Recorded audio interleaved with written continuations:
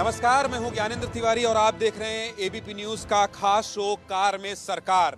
और आज कार में सरकार के इस खास एपिसोड में हमारे साथ केंद्रीय मंत्री डॉक्टर संजीव बालियान होंगे। बालियान साहब, आपका बहुत बहुत स्वागत है एबीपी न्यूज के इस कार में सरकार के शो में। इस कार में सवार होने के लिए आप तैयार हैं? चलिए जी साहब।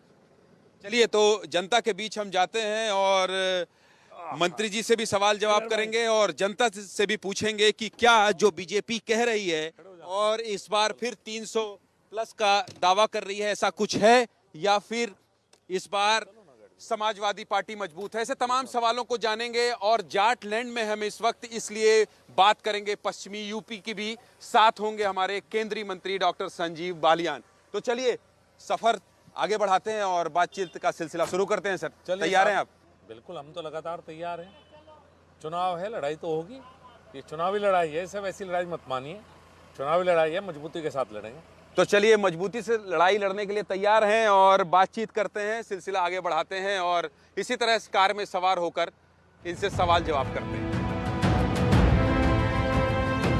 देखिए, इन दिनों एक ही खबर चल रही है उत्तर प्रदेश चुनाव से जुड़ी हुई टेलीविजन चैनलों में या अखबारों में, और वो है पश्चिमी उत्तर प्रदेश। और जब पश्चिमी उत्तर प्रदेश की बात आती है, पहले चरण में यहाँ मतदान होना है, तो किसान की बात आती है।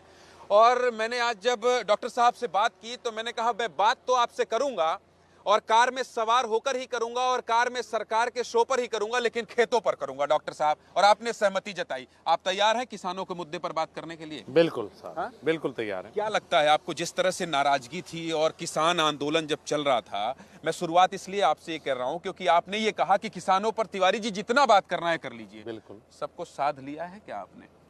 देखिए, जब ये किसान आंदोलन चला तो हमारे यहाँ गन्ने की फसल है, आप देख सकते हैं, ज़्यादातर आपको गन्ना दिखाई देगा।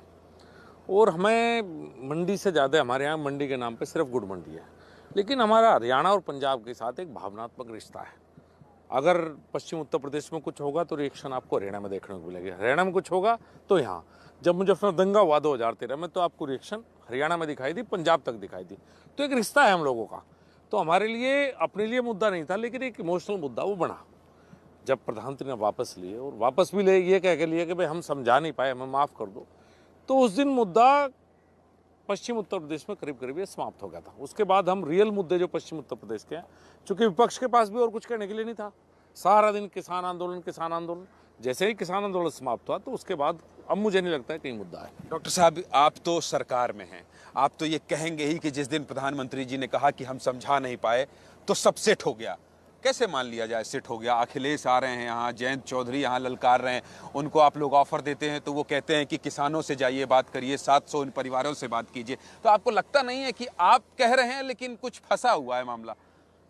अगर ऐसा ना होता तो अखिलेश यादव जो कभी लखनऊ से नहीं निकलते, पहली प्रेस कॉन्फ्रेंस करने के लिए मुजफ्फरनगर आना पड़ा। डॉक्टर साहब, हेलीकॉप्टर तो रोक दे रहे हैं आप लोग, उनका आने नहीं दे रहे हैं। आने दीजिए ना, अगर आप लोग को डर नहीं है तो। हमने इतनी बढ़िया सड़क बनवाई उनके लिए। पहले 4 घंटे में आते थे उनके राज में अखिलेश के, अब 1.5 घंटे में आते हैं। अरे भाई, कभी कभी कार से भी चल लिया करो।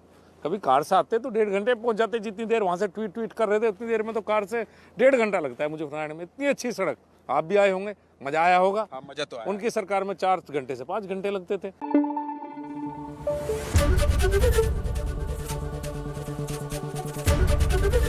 एबीपी न्यूज आपको रखे आगे।